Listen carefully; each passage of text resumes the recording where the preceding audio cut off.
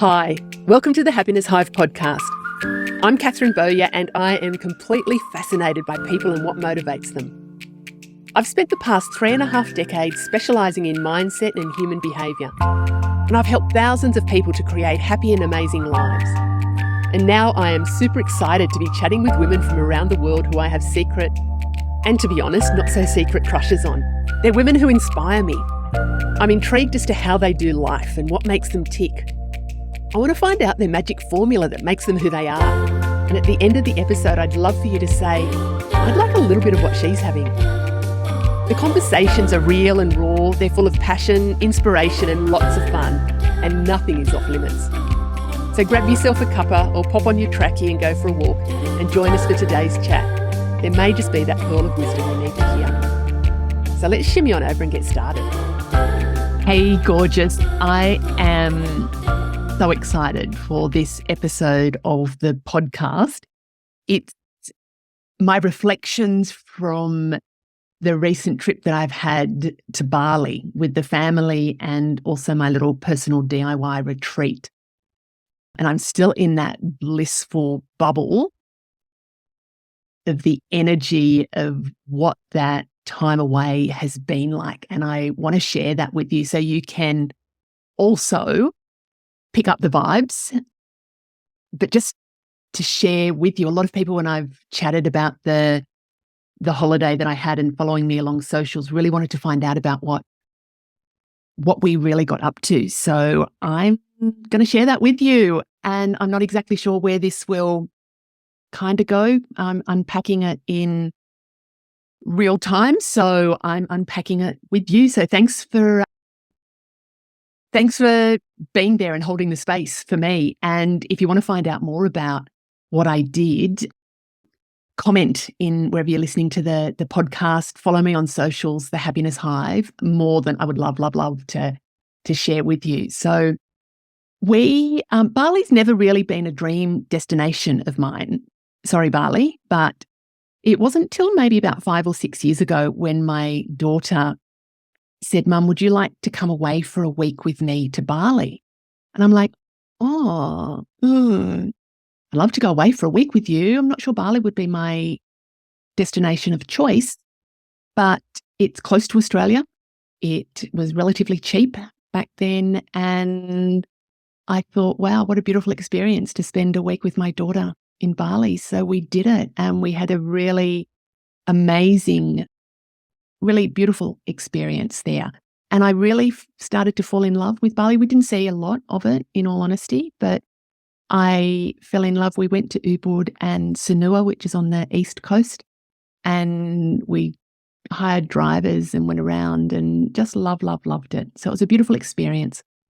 John and I were due to go there early COVID time, and that all got cancelled and never eventuated. So we decided as a family that we would go because the kids are both out of home. John and I are in that phase of life as empty nesters, and we weren't all getting together for Christmas. But I said, how about if we spend our Christmas in Bali early January instead? And of course, the kids jumped on that because who wouldn't pass up an opportunity for their parents to take them to Bali for Christmas? And it was also for John and I to be able to catch up on that trip that we'd missed out on. So this was our first overseas trip for quite some time. I think the last one was 2018 when we went on a family trip to Mexico and Las Vegas. That was so cool. So anyway, we went to Bali and we had the most amazing time there. So we went as a family for a week, and then Henry's my son, stayed on for an extra week, and we did our own little personal DIY retreat. So originally we were all going to just go for a week and then come back again. And the opportunity, Henry and I grabbed that we would stay on for an extra week. So we changed flights and did stuff, which is an important part of the story. So just that little bit it might seem insignificant. It's a big part of what happens to us as a family. So we went away for a week and we went to Ubud for a couple of days. And that was lovely. We had a private villa with a beautiful pool, and we got to hang out there and we got to do some really lovely things. Then we went and spent the rest of the week at Sanua, which is, again, on the East Coast, so by the coast. I'm a coastal, I love. If you haven't worked that out by now, I am a beach baby. So we spent the rest of the time at the beach, and then Henry and I went back to Ubud. So when we're in Ubud, what we do on family holidays, and we spend we have fairly significant holidays when we're traveling together. And my kids, Henry's 26, Ellie's 28, we have significant holidays, and we each on our holidays have a day where we're the boss of the day. And we choose the theme for the day, and we get to be the boss of the day. We make the decisions, we organise the activities, and others just have to do what we say. So that's really nice. When we're away for a week together, there's 4 days where we're doing what the others are organising, and then the other days we all just chip in, and actually I probably end up organising those. But so when we were in Ubud, it started out with John's day. And John's a woodworking teacher, and he also works with kids and does jewellery making with kids, and he's a industrial arts, like he's a manual do-it kind of guy. And so he organised for us when we were in Ubud a silver making class, and we went to the Ubud silversmiths and we got to each make a ring. There's some images on social media around that, and it was beautiful because we had to walk all through these rice paddies, and it was kind of up in the back of Ubud, and it was just a beautiful experience to even get there. And then we got to choose designs for our rings. And so we got to design our rings. We could use it on designs that were there, but we got to modify those. And really, the guys at the silversmithing, they did most of the work, but they guided us. Oh, John did his. Like, John was right in and he knew what to do, but the rest of us were kind of just like, yeah, just show us what to do. But anyway, if you can see that square, for those of you that are listening, you won't see it, but if you're watching on YouTube, my ring is the square rectangular one that I got to make. And it was a beautiful experience. It's kind of a asymmetrical ring that wraps around my finger, but it doesn't join in the middle.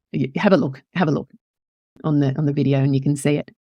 And it was really interesting watching our personalities as we were making the rings. I'm not great with, I get bored with, if I have to do anything too detailed or intricate, it's just like, I'm bored with that now. So I luckily went pretty quickly and we were able to make these rings pretty quickly. But all the intricate stuff, that's where I got my guy to help me do it. And whereas John loved getting in and doing all that nitty-gritty, intricate stuff. So interesting, just our little personalities. So that was a beautiful experience that John had for us as a get in and make some jewellery to remember. So when we each wear our rings, it's very much about an anchoring in point of what that holiday and that experience was about. Then it was my day, and mine is always anything kind of spiritual or woo-woo. So I organised for us to go to one of the local traditional healers, and the guy that it happened to be was the son of Kutut that was in Eat, Pray, Love. And he did palm readings for us and then did a blessing for us. And it was really beautiful. I went first in the palm reading. He said, I'm going to have a long, prosperous life. I'm going to live till I'm 91. Everything's going to be beautiful and wonderful. And I'm just going, oh my God, this sounds amazing. And then John went next and I heard John's and it was just like, yep, long, prosperous life. You're going to live to 91. You're going to blah, blah, blah. And then he did Ellie's and it's like, yep, long, prosperous life. You're going to live to 91. And then I think Henry's going to live to 93 or something. So it was interesting. It was interesting. I'm not sure how much.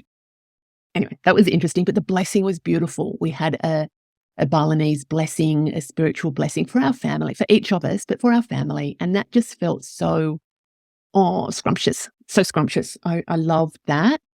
And we were going to go to a water temple as part of my day as well, but it happened to be, we were in Ubud in the wet season. And funny, this water temple, it was pouring rain and we didn't want to get out in the pouring rain, but it was super crowded where we were going. And the vibes didn't feel like what we wanted. So my day was about the spiritual healer, which was cool. And then Ellie had her day was bloody surfing lessons.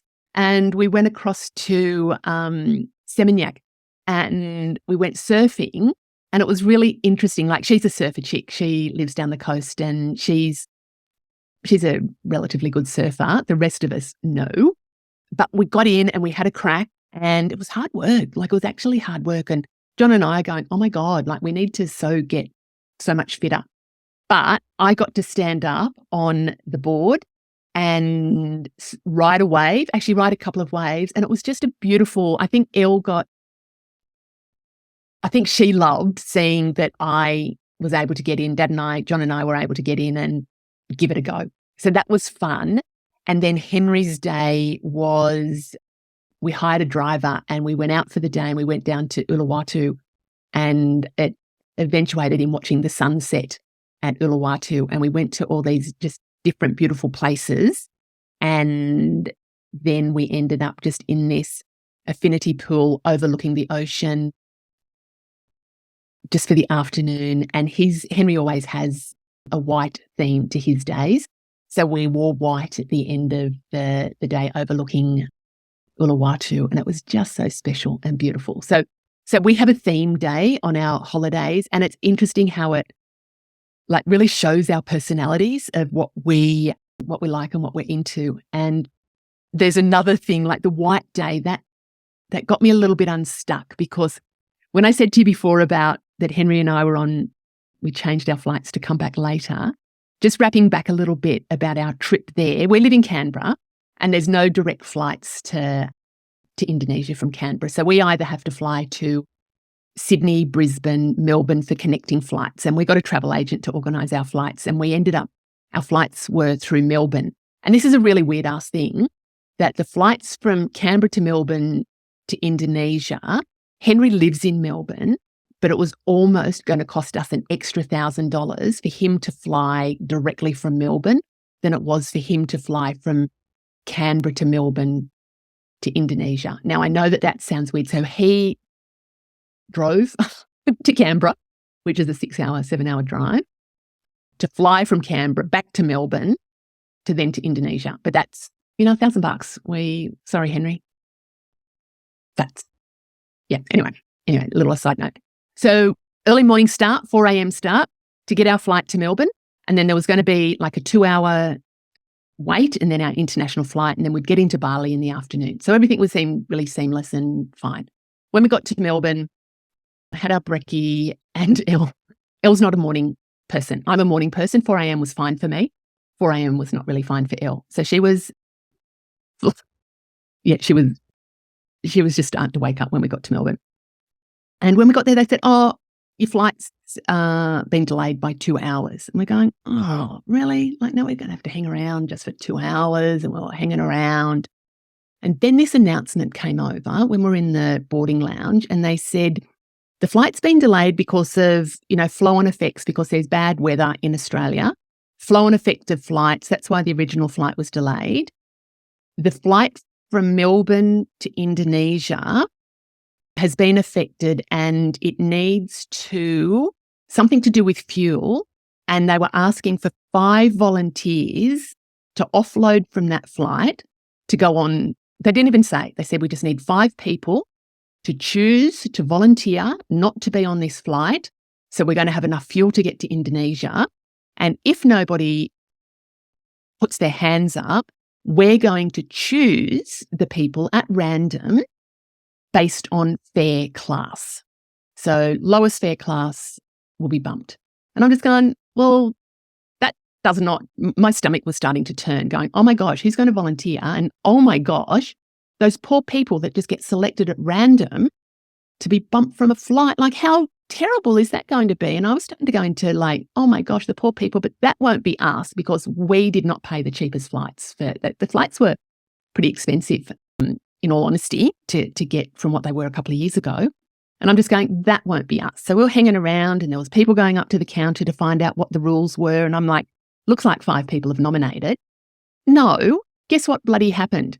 Over the announcement, they went, nobody's nominated.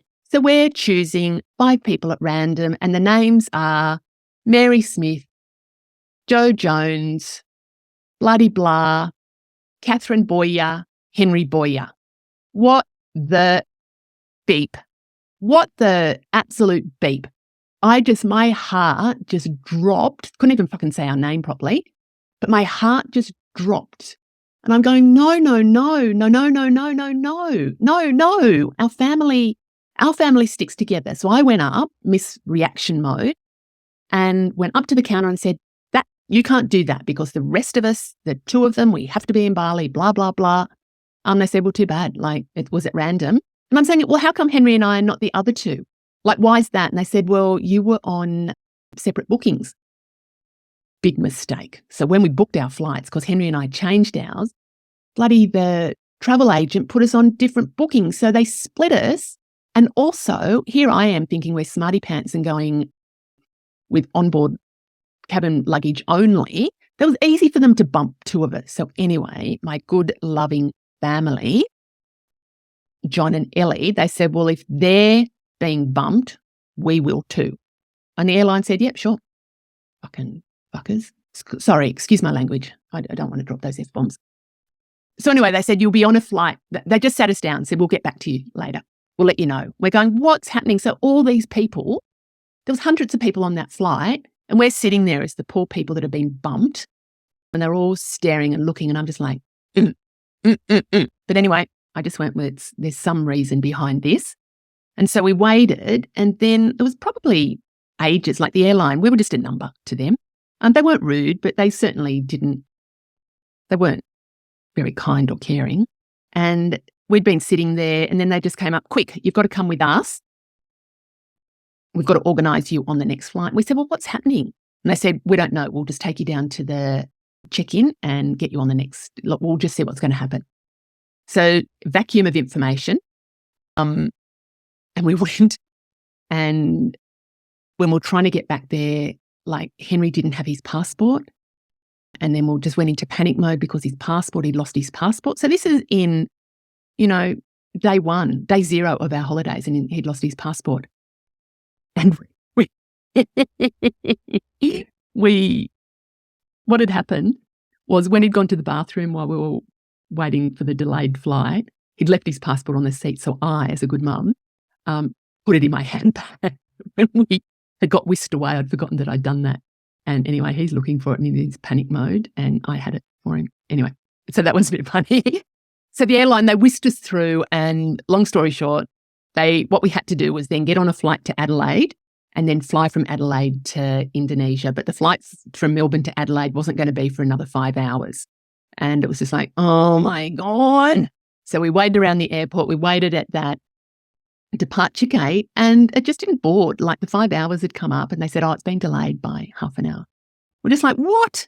And then they just stopped announcing, but it kept getting delayed and delayed and delayed. But they stopped announcing that it was being delayed because people were getting angry about it. And we're just going, no way, we're not getting bumped from another flight. Like, not us, not the Bowyers. And when I checked with the chick at the desk, she said, don't worry. She said, half this flight that's going to Adelaide from Melbourne, they're on that Bali flight, so they're going to wait for you. So just relax. Going, yeah, righto, whatever.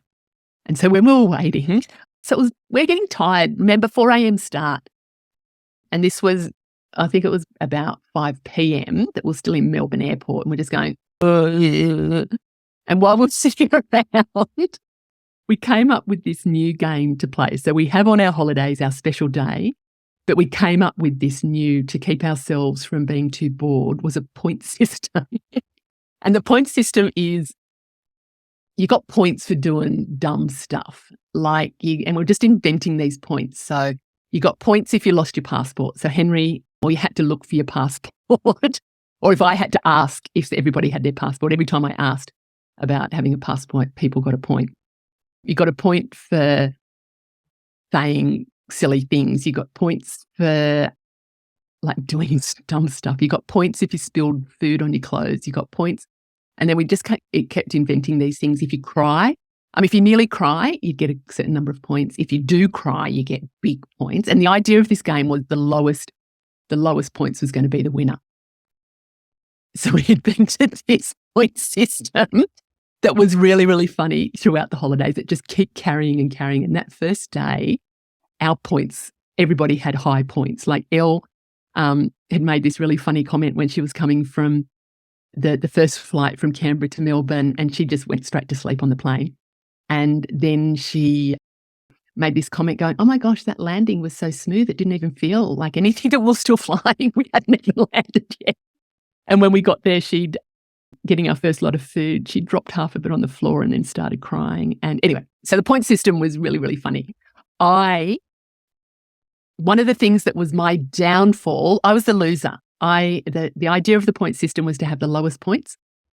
I had the highest points at the end of the holiday, so I lost. And do you know what my downfall was?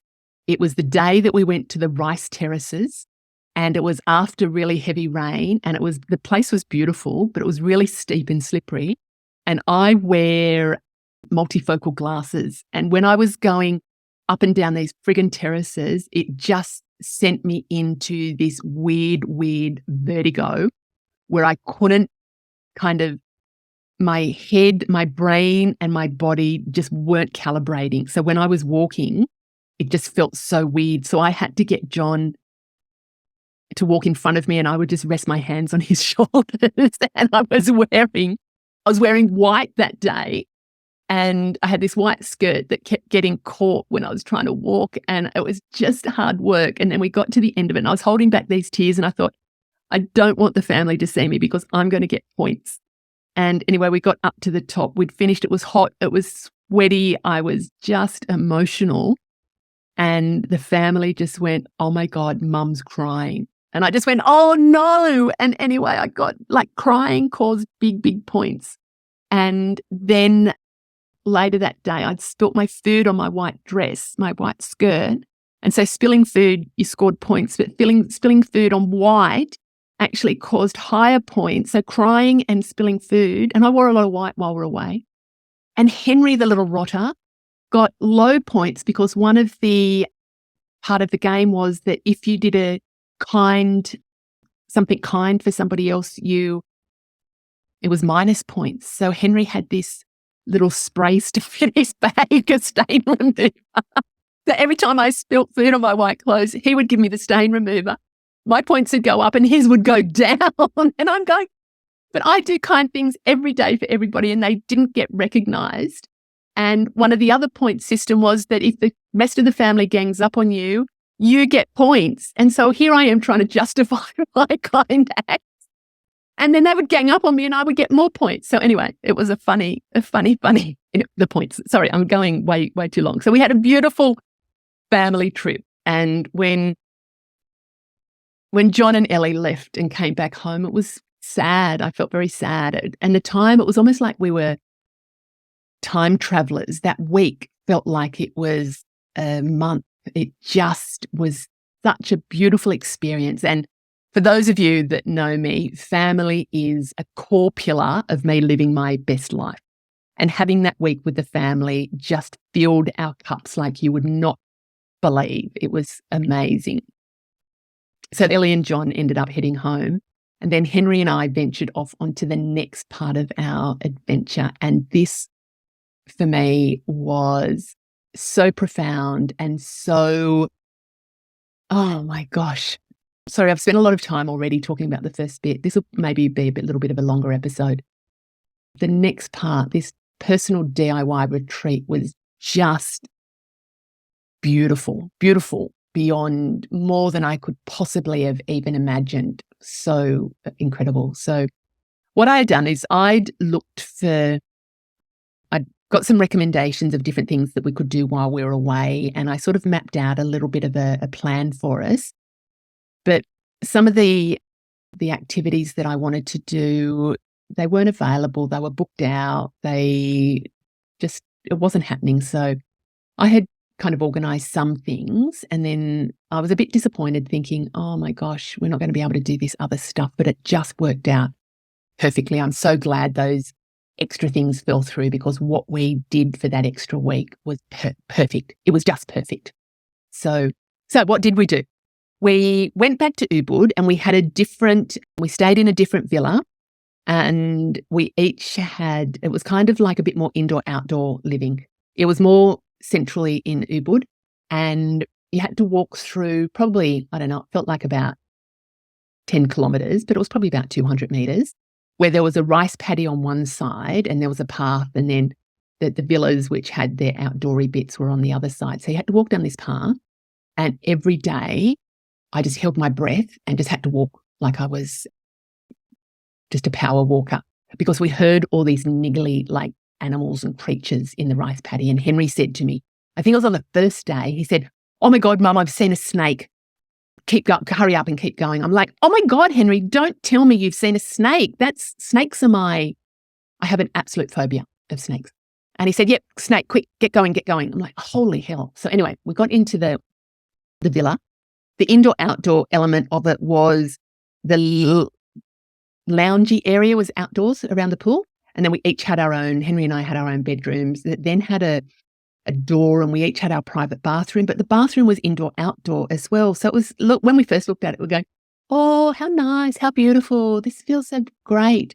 But after the bloody snake and all the creepy crawlies in the rice field and now villas in the rice field, I just had this paranoia that the snakes were going to get into my bathroom, or there's going to be frogs in the toilet, or lizards. There was geckos. And it was just like every time I went into that bathroom, I made sure the toilet seat was down so no creepy crawlies could get into that.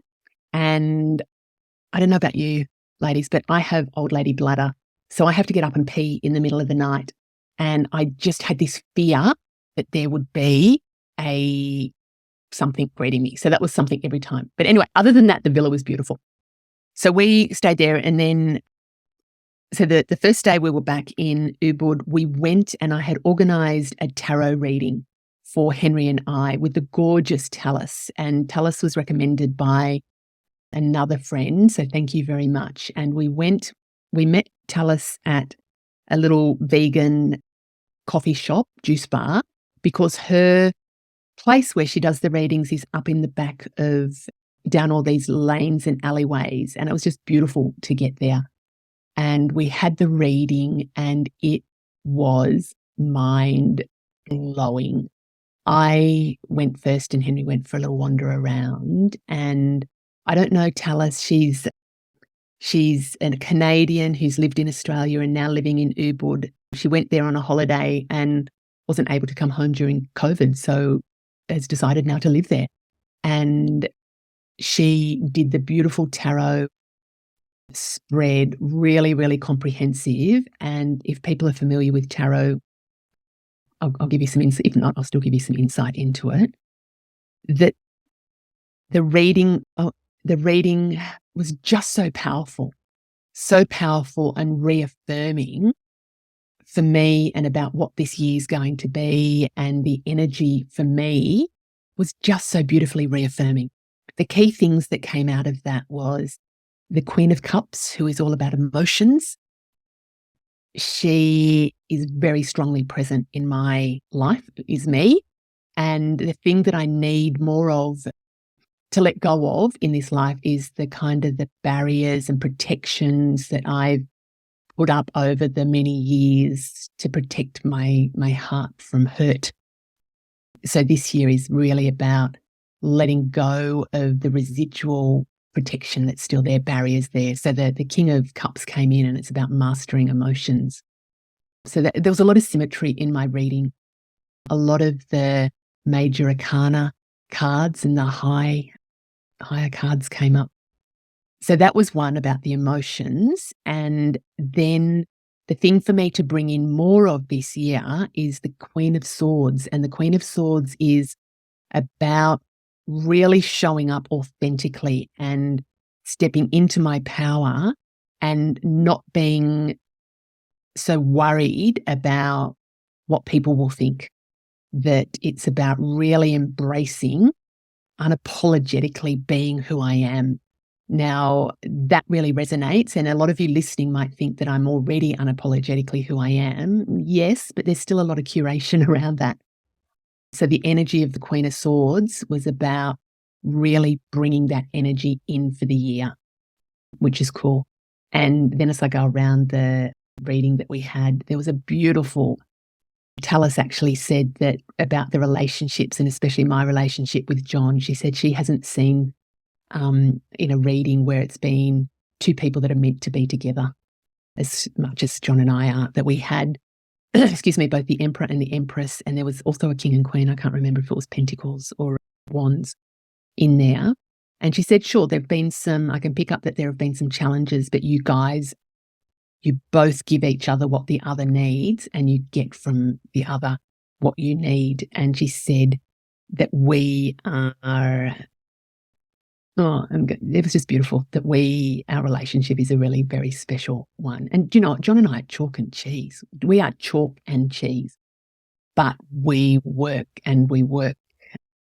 really well. And she said this year is just going to unfold so amazing for us. And it's all about, she picked up about the move to the coast, our sea change. And she said that will absolutely happen. And the second part of the year is really about John and I enjoying all the fruits of our labour. So that's exciting. Love it, love it. And then just moving a little bit further around the reading that she did, there was so much more there.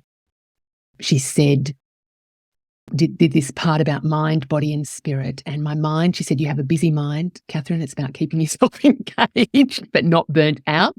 And it's like, yep, no shit. But also about that learning. She said that it's about really tapping in and using what I've learned. Body, she said, my body's really strong. There's no ailments that she picks up. She said, I can always be more vital, have more vital energy if I choose to. And she said that will happen pretty quickly. And then she paused and she said, when it comes to spirit, and she just took this long, deep pause. And I'm like, oh, what does that mean? And she said that I'm a highly spiritual being, and I know that. And she said, but what will eventuate this year is sharing more from that space. And she said it's also about, she sees in my work, there will be a lot more of that spirituality that shows up in my work, and then collaborating with others around that. And do you know what? That's a part of me that, I mean, I have a very, very strong, deep spiritual practice, but it's been I share snippets of that, but it's been a very private practice as well. She said that it's really what I'm here to do is to share more. And then she went back to the Queen of Swords and she said, channeling her energy to really show up unapologetically who you are.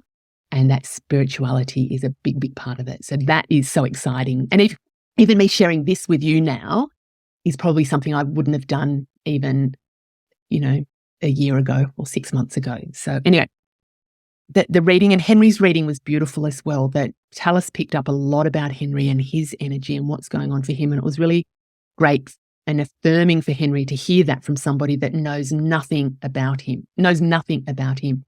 And the things that she could pick up through the cards and her intuition were just beautiful. And she really picked up about his energy. Henry's studying social work and he goes into his placement in this year, his first placement, and he'll be working with homeless people in Melbourne. And Tallis picked up that this placement's going to be very, very heavy on his heart, that he's going to be great at it, but it's about that protection for his heart as well, and just the energy environments that are going to be best for Henry. So that was beautiful. So anyway, we had that. It was such a beautiful foundation for our little DIY retreat. We went and had there's a lot of vegan places in Bali, and we had this beautiful vegan lunch. And then later that afternoon, we went to a place called Pyramids of Chi. And those of you that have been to Bali before will be familiar with Pyramids of Chi. And thank you for the people that recommended for us to go there. And it just coincided that they were having a new moon ceremony on the evening after we'd had our tarot reading. And new moon, the energy is all about releasing and letting go and setting intentions for what you want.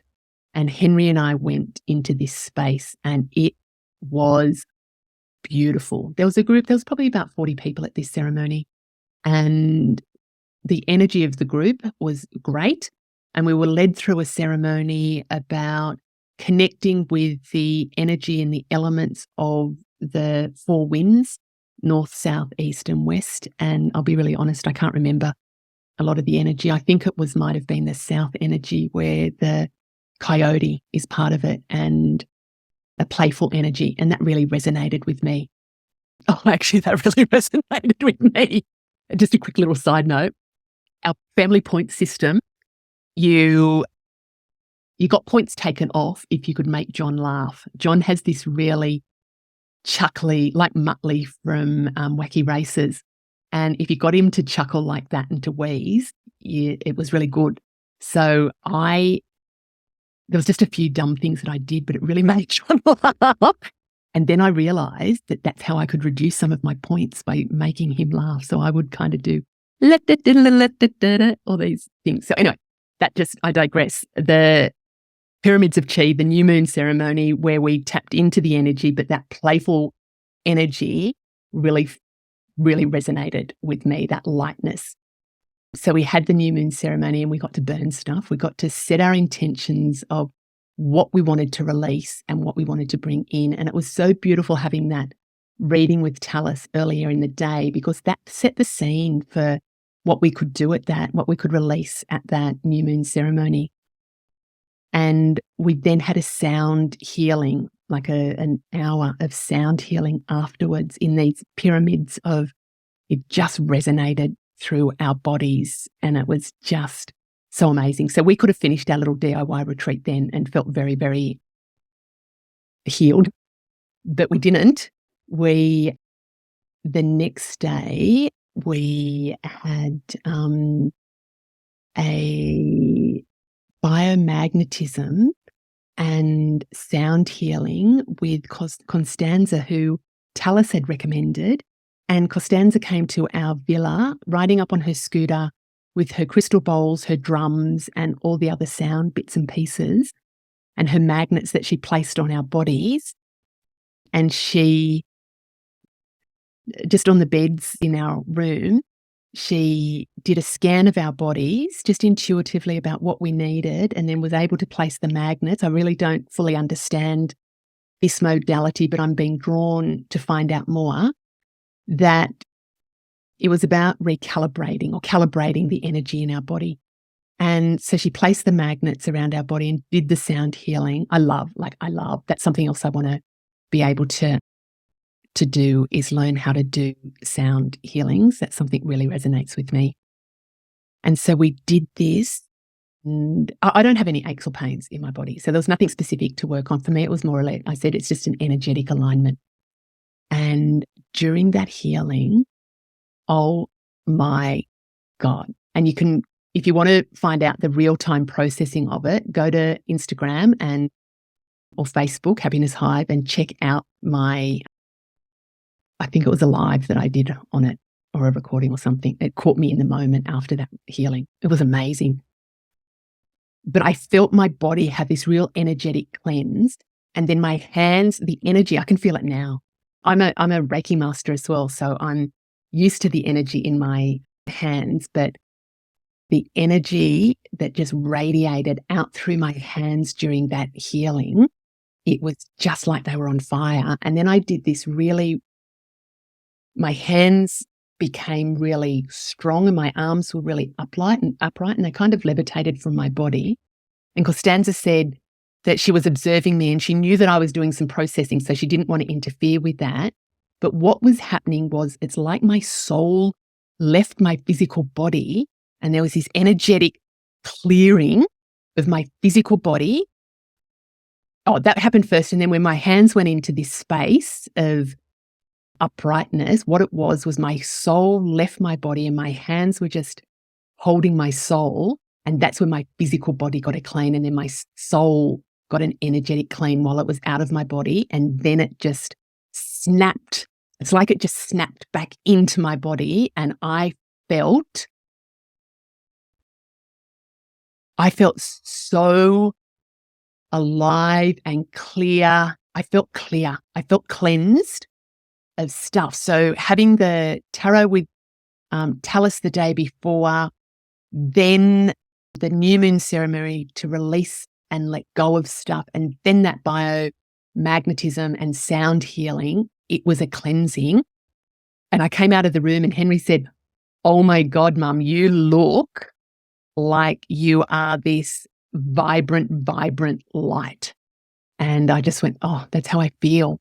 And he had his healing and he had a very different experience. And he came out going, "Oh, I'm not sure if it worked because I didn't experience what you did." And I said, No, that's not how this is done. That we each have our own experiences and spirit, energy, we receive what we need to receive. And he said, all I felt was kind of this nothingness, and I could feel it in my body, but I didn't have any, it was kind of nothingness. And he said, I don't think it worked. Then later that evening when he just said, "Oh my God," he said, "I felt this nothingness." He said, "My mind is always constantly busy and there's a whole lot of self-talk." He said, during that healing session, he said, my mind was quiet and I wasn't in that busyness. He said, that is what I needed. And I said, ta-da! We got what we each needed, and we're each at very different points of life and evolution and our spiritual journeys and, what we need and what we receive. But he got exactly what, and when he got that kind of aha moment, he said, and all this ripple effect of it. So that was beautiful, beautiful, beautiful, beautiful. So we could have finished our personal DIY retreat then, but no. The next day, we went and saw a traditional Balinese healer that Talis had recommended for us. And it was it's if you can get in and see him, you can, or if you can't, it's all very much just when he's available. So messaged him and he said, "Yep, sure, I'm free, come on over." And we sat with him and he had a different way of picking up our energy. He had a piece of paper. He wanted to know our birth dates, but he had a piece of paper and he just scribbled on the piece of paper. And it was almost like Tyler from Hollywood Medium, but he just scribbled the energy, the scribbled, and he said that represents our energy. And both our energies were really, really strong. And really, he said that we are both here as teachers and guides and healers. And the real message from him was almost exactly what Talis had said in the tarot reading and what had come out of our other therapies that we'd had as well, is that we need to just really embrace who we are. The key messages from him were to love ourselves and accept ourselves and to tap into our power and to share.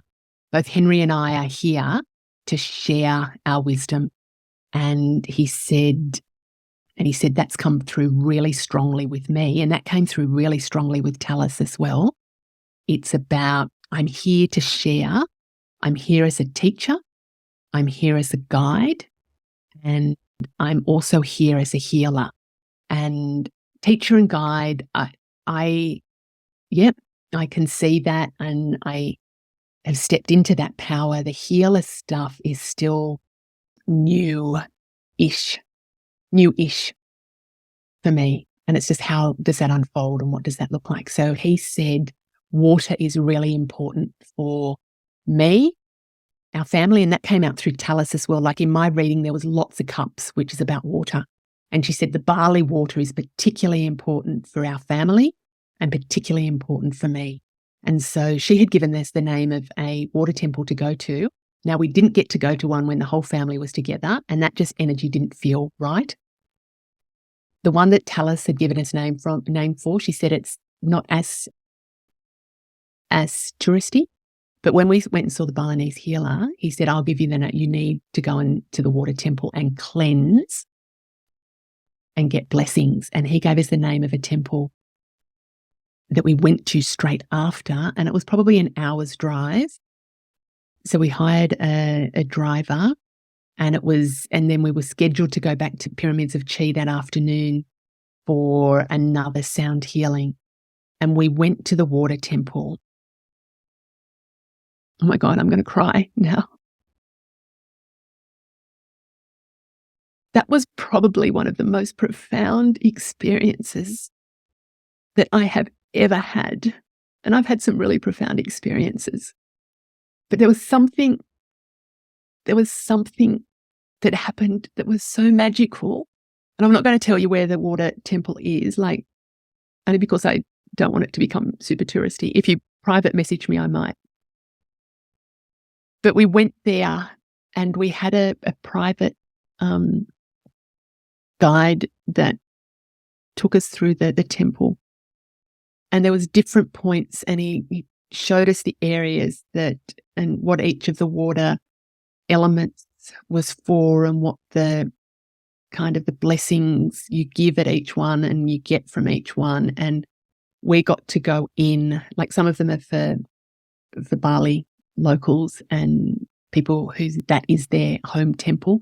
Some of it the tourists are allowed to go to. And just the energy of being there was amazing. And going into the water, it was just like, I didn't even do a real-time processing of this because I just wanted to bottle the feeling of it. And it's interesting, it wasn't very busy, but when we got there was a group of people in the water temple. But when it was Henry's and my turn, it was just the two of us. And what we did was at each fountain, each station, you would give thanks 3 times and then you would get blessings 3 times. And we were able to give thanks based on the healings that we had done leading up to this, and the blessings that we received just magnified what we had. Sorry, I'm just in teary mode. It was just so deep and profound. It just really cleared away so many layers of so many things that were kind of peeling away over the last few days anyway, and that I've been working on for, I would say, lifetimes. I just felt so much of that just get washed away. And the gratitude and the thanks and the love was just so, I can't even put words around that. But it was so deep. And Henry and I got to do that together. And then when we got out, I think there's a picture just captured of me just crying. And Henry said, "Oh my God, are you okay?" And I said, "These are happy, happy, happy, happy tears." It's just the depth of love that I feel. Oh my God, sorry, I didn't think I would still be. Anyway, I'm glad that's there. That's an absolute bottle moment. So we did that healing. And then we got in the car to drive an hour back to the pyramids of Chi. And this time the sound healing was a light sound vibration. And what it was, you were on water beds in the pyramid temples. You're on water beds, and the strobe lights, you would close your eyes, but there would be strobe lights, and the vibrations were kind of wired into the water bed. And it was this whole body immersion. And it was the fucking bomb. I loved the loudness of the music. I loved the lights. And what I saw was a lot of white and turquoise light. And it just anchored in. My body loved being on that waterbed. If you could have turned that sound up even louder, for me, it was a full body immersion of what we had experienced in 4 days. Like, I think it was 3 or 4 days, and it was amazing. Henry found it a little bit overwhelming. He had to put his eye mask on because the lights were just a bit too stroby. It was like being at this dance party for your body. And I think because I had had huge shifts, this was just it was amazing. And then we had dinner at Pyramids of Chi, and there was just the food tasted. It was like an explosion. So anyway, we did that, and that was kind of our little DIY retreat. The next day was just a day where we hung at the villa and we processed we just hung there and just shared our experiences and our insights, and we just allowed what had happened to integrate. And then the next day, I think we came home, that we wandered through Ubud villa and streets and just experienced. It was like we were floating. It was like we were floating. I felt like I was floating. I still feel like I'm floating from that. And it'll be interesting how that all unfolds and what people, do you know what, I'm not even, it will just unfold how it needs to unfold. One of the things that Tala said to me about our moving, like this year's a big year. This year is a huge year. But I feel like it's really coming into who I am. And when we're at the coast, she said, you won't even know yourself there. And I said, I have this vision that I will run, a retreat centre. And she said, Catherine, you have so many possibilities. The message that's coming through really strongly is not even to plan what you're going to do there, allow it to unfold, and you have so many possibilities that the possibilities will present themselves to you. So I'm just sitting in what that could be. And at the end of her reading, she said, I normally go through and there's some sort of action that people need to take to do things. And she said, Catherine, you just need to be who you are. Channel the Queen of Swords and just unapologetically be who you are. There's no thing that you need to do. You just need to be. And I was reflecting on, I guess, the key things that I've taken away from, the holiday, family holiday in the lead up was beautiful. And it's really helped our family, to just deepen our connections with each other. From the little personal DIY retreat, the things that I got out of that were to really love my truth, to really love who I am, to live my truth. So that's to really be who I am and to share my truth. So that's to share more of who I am. And I'll be really interested to see how that unfolds. I'll be really interested. It'll just unfold as how it needs to unfold. But I feel that there has been a very, very deep, profound connection.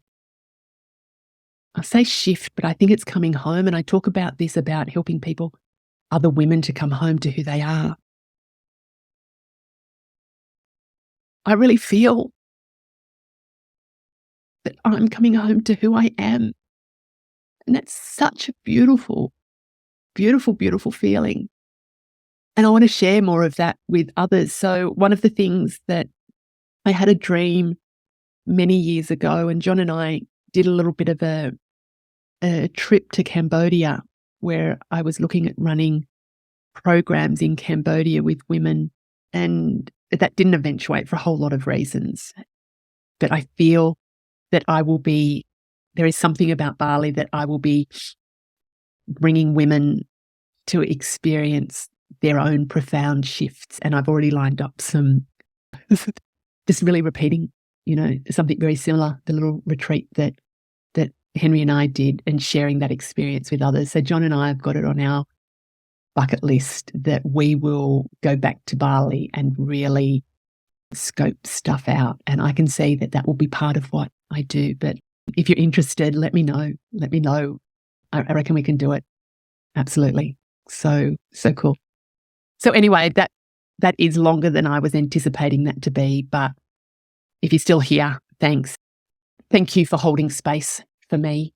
And thank you for being interested in my journey. And thank you for being part of the Happiness Hive community. And I would love for that to be even more wide-reaching. So if you feel up to it, pop a comment, share, follow along, rate, review, whatever the things are that you can do to help get this podcast into the ears of other other women who you think might be interested. Gosh, I'm on such a high. So thank you, gorgeous. Hugs and deep, deep, deep happiness to you. Can you have deep happiness? Big hugs, big happiness, lots of love, and I'll see you in another podcast. Love you. Bye. Thank you for listening. I hope you enjoyed the episode. You can spread the love by sharing it with a friend so she can have a little bit of what we had today. And don't forget to rate and review so we can get it into as many hearts and ears as possible. You can keep the conversation going over on my socials at the Happiness Hive. And if you'd like more high vibe happiness in your life, come and join me in our community of inspired and motivated women, where you'll have everything that you need to be truly happy and bounce out of bed every day, living and loving your best and most beautiful life. To find out more, pop over to the Happiness Hive website and click on the link Working with Catherine. Until next time, big hugs and happiness.